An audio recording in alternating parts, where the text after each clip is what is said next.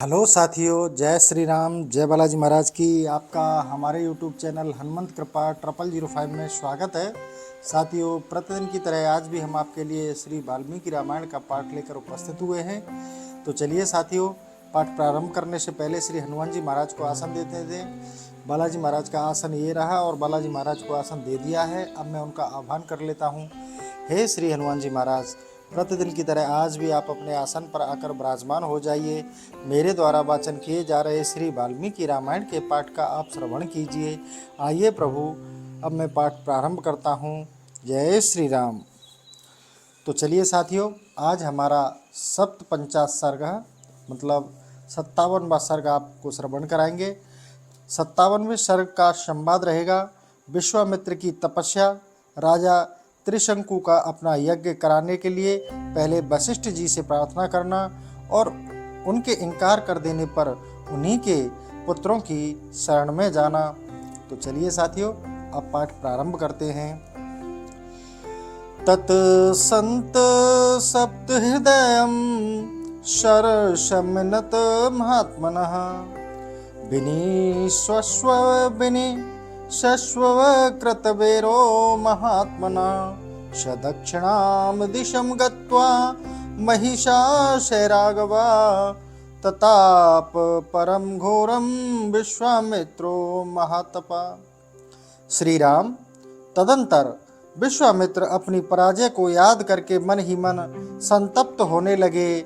महात्मा वशिष्ठ के साथ वैर बांधकर महातपस्वी विश्वामित्र बारंबार लंबी सांस खींचते हुए अपनी रानी के साथ दक्षिण दिशा में जाकर अत्यंत उत्कृष्ट एवं भयंकर तपस्या करने लगे। फल मूलाश्नो दंतश्चार परम तपः अथायस्य जगिरे पुत्रा सत्य धर्म परायणः हविष्पदो मधुष्पदो दृढ़ नेत्रो महारथ। वहाँ मन और इंद्रियों को वश में करके वे फल मूल का आहार करते तथा अंत में उत्तम तपस्या में लगे रहते।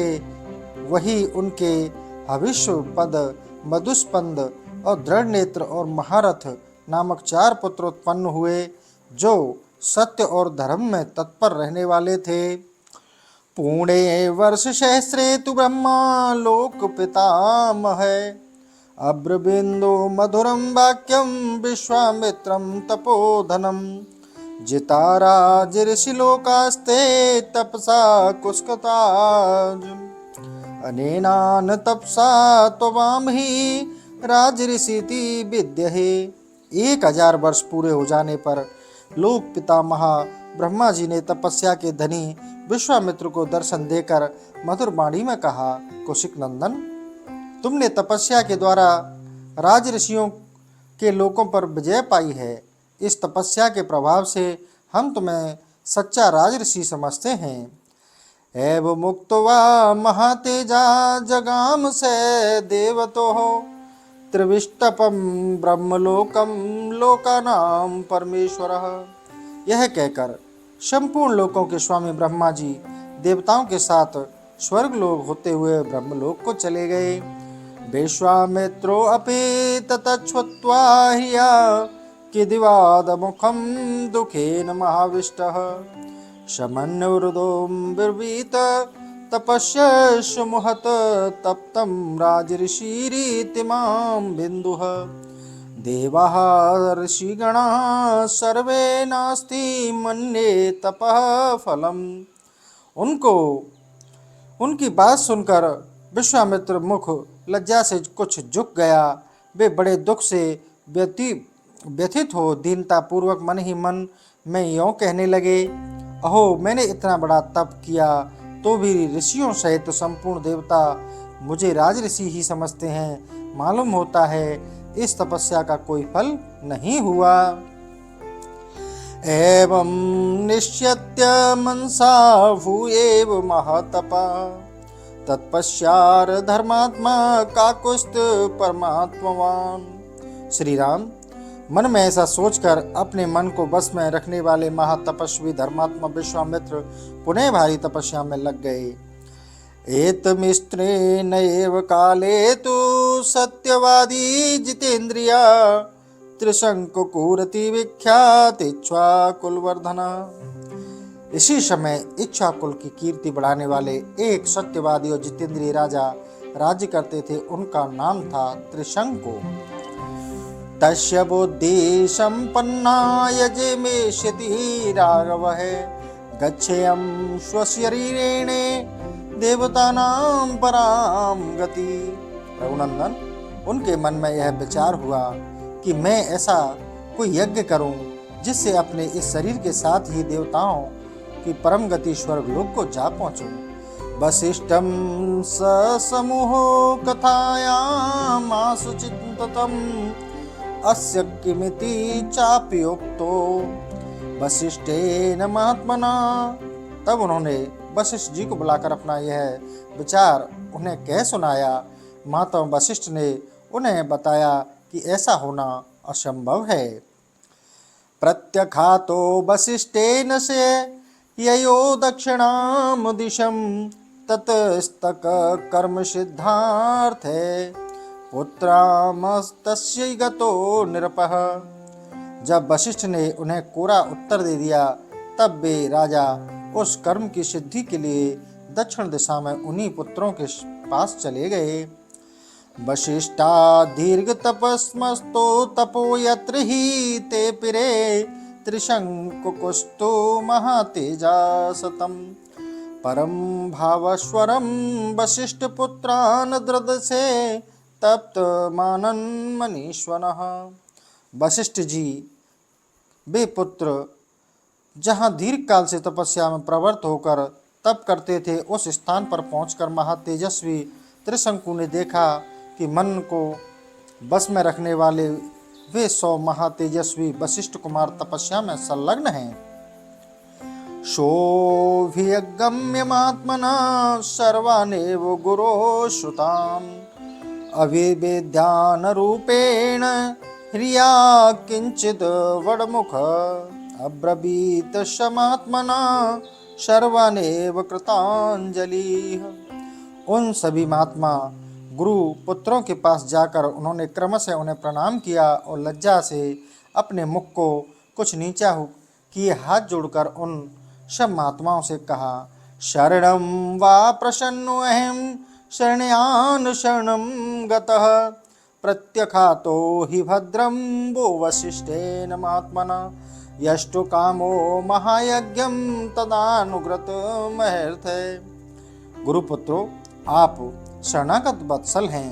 मैं आप लोगों की शरण में आया हूँ। आपका कल्याण हो। महात्मा वशिष्ठ ने मेरा यज्ञ करना स्वीकार कर दिया है। मैं एक महान यज्ञ करना चाहता हूँ। आप लोग उसके लिए आज्ञा दें। गुरुपुत्रानहं सर्वान् नमस्कृत्य प्रसादे शीर्षा प्रणतो याचे ब्राह्मणास्तपसि शिस्तान् ते मा भवन्त सिद्धार्थ याजयन्तु समाहिता सशरीरो यथा हेम्बे देवलोकममानुप्याम। मैं समस्त गुरुपुत्रों को नमस्कार करके प्रसन्न करना चाहता हूँ। आप लोग तपस्या में संलग्न रहने वाले ब्राह्मण हैं। मैं आपके चरणों में मस्तक रखकर यह याचना करता हूँ कि आप लोग एकाग्रचित हो मुझसे मेरी अवश्य सिद्धि के लिए ऐसा कोई यज्ञ करावें जिससे मैं इस शरीर के साथ देवलोक को जा सकूं। प्रत्यखातो वसिष्ठेन गतिमन्या तपोधना गुरुपुत्र नृते सर्वाननाहं पश्यामि कांचन। तपोधनो, महात्मा वशिष्ठ के अस्वीकार कर देने पर अब मैं अपने लिए समस्त गुरुपुत्रों की शरण में जाने के सिवा दूसरी कोई गति नहीं देखता। इक्ष्वाकुलां हि सर्वेषां पुरोधा परमा गतिः तस्मादनन्तरं सर्वे भवन्तो देवन्तं मम। समस्त इच्छा कुवंशियों के लिए पुरोहित वशिष्ठ जी ही परम गति हैं। उनके बाद आप सब लोग ही मेरे परम देवता हैं। इत्यार्षे श्री रामायणे वाल्मीकि आदि काव्ये बालकांडे 57 सर्गः। इस प्रकार वाल्मीकि निर्मित आस रामायण आदि काव्य के बालकांड में 57वां सर्ग पूरा हुआ। अष्टपंचाश सर्ग 58वां सर्ग प्रारंभ करते हैं। उसका संवाद है वशिष्ठ ऋषि के पुत्रों का त्रिशंकु को डांट बताकर घर लौटने के लिए आज्ञा देना तथा उन्हें दूसरा पुरोहित बनाने के लिए उद्यत देख शाप प्रदान और उनके शाप से चांडाल हुए त्रिशंकु का विश्वामित्र जी की शरण में जाना। ततिस्त्र संकोच वचनम श्रुत्वा क्रोध शवन्वितम ऋषिपुत्र शतम राम राजानिम ब्रवीत प्रत्यखातो असि दुर्मेधो गुरुणा सत्यवादनम तम तपम कथम सम्मतिक्रम साक्षात् मुरोप्याम।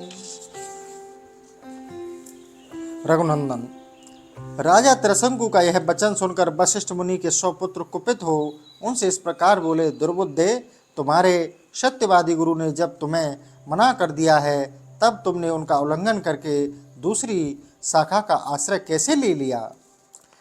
इक्ष्वाकुलाम ही सर्वेषां पुरोधा परमागते न चाकते क्रमतु शक्यम वचनम सत्यवादिनः। समस्त इक्ष्वाकु वंशी क्षत्रियों के लिए पुरोहित वशिष्ठ जी ही परम गति हैं। उन सत्यवादी महात्मा की बात को कोई अन्यथा नहीं कर सकता। अशक्यमिति सुवाच वशिष्ठो भगवान् ऋषि त्वं वयं वे शर्मा हर्तुं क्रतुं शक्ता कथवचनम्। जिस यज्ञ कर्म को उन भगवान वशिष्ठ मुनि ने असंभव बताया है उसे हम लोग कैसे कर सकते हैं। बाली शक्तसं नरश्रेष्ठ गम्यतां स्वपुरं पुनः याजने भगवान शक्तिश्लोक्यस्यापि पार्थिव अवमानं कथं कुर्तु तस्या सक्ष्यामहे वयम्। नरश्रेष्ठ, तुम सभी नादान हो, अपने नगर को लौट जाओ। पृथ्वीनाथ भगवान वशिष्ठ तीनों लोकों का यज्ञ कराने में समर्थ हैं, हम लोग उनका अपमान कैसे कर सकेंगे।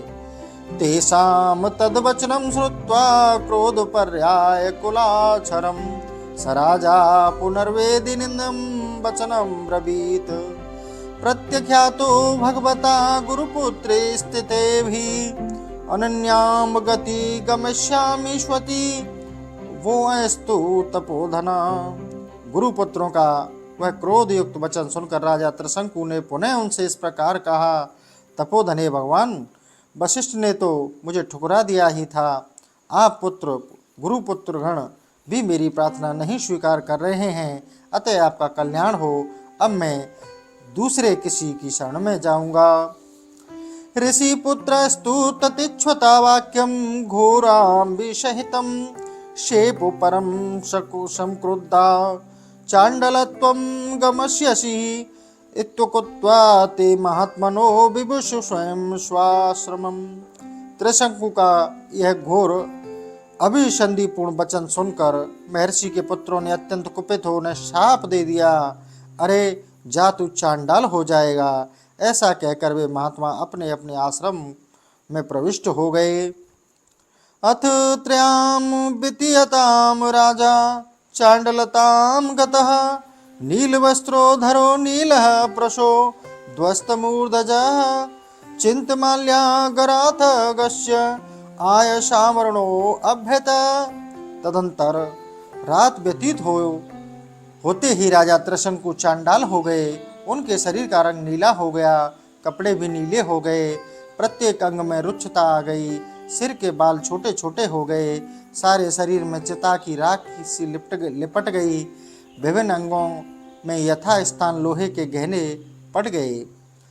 तम दृष्ट्वा मंत्रिणः सर्वे त्यज्य चांडाल रूपणं प्राद्रवन् संहितारां पौरा एष्यानुगमिनः एको ही राजा काकुस्थ जगाम परमात्मवान् द्रहामानो दिवरात्रां विश्वामित्रं तपोधनम। श्री राम अपने राजा को चांडाल के रूप में देखकर सब मंत्री और प्रवासी जो उनके साथ आए थे उन्हें छोड़कर भाग गए।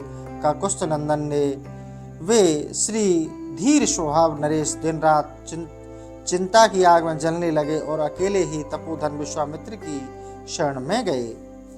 विश्वामित्रस्तु त्वं दृष्ट्वा राजनां विफलीकृतं चाण्डालरूपिणं राममुनि करुणायामागतः करुणायत समहतेजा वाक्यं परम धार्मिकः इदं जगाद भद्रं ते राजनां घोरदर्शनम् किम गमनं कार्यते राजपुत्र महाबलः अयोध्याधिपते वीर सापाच चांडलताम गतः। श्री राम, विश्वामित्र ने देखा राजा का जीवन निष्फल हो गया है। उन्हें चांडाल के रूप में देखकर उन महातेजस्वी परम धर्मात्मा मुनि के हृदय में करुणा भर आई। वे दया से द्रवित होकर भयंकर दिखाई देने लगे। राजा त्रिशंकु से इस प्रकार बोले, महाबली राजकुमार, तुम्हारा भला हो। यहाँ किस काम से तुम्हारा आना हुआ है? वीर अयोध्या नरेश, जान पड़ता है तुम साप से चांडाल भाव को प्राप्त हुए हो। अथ तद्वाक्यं कर्ण्य राजा चांडलतां गतः अब्रवीत प्रांजलि वाक्यं वाक्य कोविदम्। विश्वामित्र की बात सुनकर चांडाल भाव को प्राप्त हुए और वाणी के तात्पर्य को समझने वाले राजा त्रिशंकु ने हाथ जोड़कर वाक्यार्थ कोविद विश्वामित्र मुनि से इस प्रकार कहा, प्रख्यातो अस्मि गुरुणा गुरुपुत्रे विस्तेव च अनपाप्येव तम कामं मया प्राप्तो विपर्यः। मेहर से मुझे गुरु तथा गुरुपुत्रों ने ठुकरा दिया। जिस मनो अविष्ट वस्तु को पाना चाहता था उसे न पाकर इच्छा के विपरीत अनर्थ का भागी हो गया। सशरीरो दिवं यायामिति मे सौम्य दर्शन मया चेष्टं क्रतुशतं तत्यच्च नावायसते फलम। सौम्य दर्शन मुनीश्वर, मैं चाहता था कि इसी शरीर से स्वर्ग को जाऊं, परंतु यह इच्छा पूर्ण हो सकी। मैंने सैकड़ों यज्ञ किए किंतु उनका कोई भी फल नहीं मिल रहा है। अनृतं नोक्त पूर्व में न च वक्ष्यो कदाचन कृच्छेष्वपि गतः सौम्य क्षत्र धर्मेण ते शपे। सौम्य, मैं क्षत्रिय धर्म की शपथ खाकर आपसे कहता हूँ कि बड़े से बड़े संकट में पड़ने पर भी न तो मैं पहले कभी मैंने मिथ्या भाषण किया है और ना भविष्य में ही कभी करूँगा। यज्ञे बहुविधिरिष्टं प्रजा धर्मेण पालितः गुरुवश्यमात्मना शीलव्रतेन तोषितः धर्म प्रयतमानस्य यज्ञं चातुर्मिच्छतः परितोषं न गच्छन्ति गुरुवे मुनिपुंगव। देवमेव परम मन्ये पौरुषं तु निरर्थकम्। मैंने नाना प्रकार के यज्ञों का अनुष्ठान किया, प्रजाजनों की धर्मपूर्वक रक्षा की और शील एवं सदाचार के द्वारा महात्माओं तथा गुरुजनों को संतुष्ट रखने का प्रयास किया। इस समय मैं यज्ञ करना चाहता था, अतः मेरा यह प्रयत्न धर्म के लिए था। मुनि प्रवर तो भी मेरे गुरुजन मुझ पर संतुष्ट न हो सके, यह देखकर मैं देव को ही बड़ा मानता हूँ। पुरुषार्थ तो निरर्थक जान पड़ता है। देव न क्रम्यते सर्वदेवं हि परमागति तस्य मे परमार्थस्य प्रसादमिच्छकाक्षतः कुर्तु महर्षि भद्रं ते देवोपहत कर्मणः। देव सब पर आक्रमण करता है, देव ही सबकी परम गति है। मुने, मैं अत्यंत आर्त होकर आपकी कृपा चाहता हूँ। देव ने मेरे पुरुषार्थ को दबा दिया। आपका भला हो, आप मुझ पर अवश्य कृपा करें। नान्याम गतिम गमश्यामि नान्यायक्षरणमस्ति मे देवं पुरुषकारेण निवृतो महर्षि।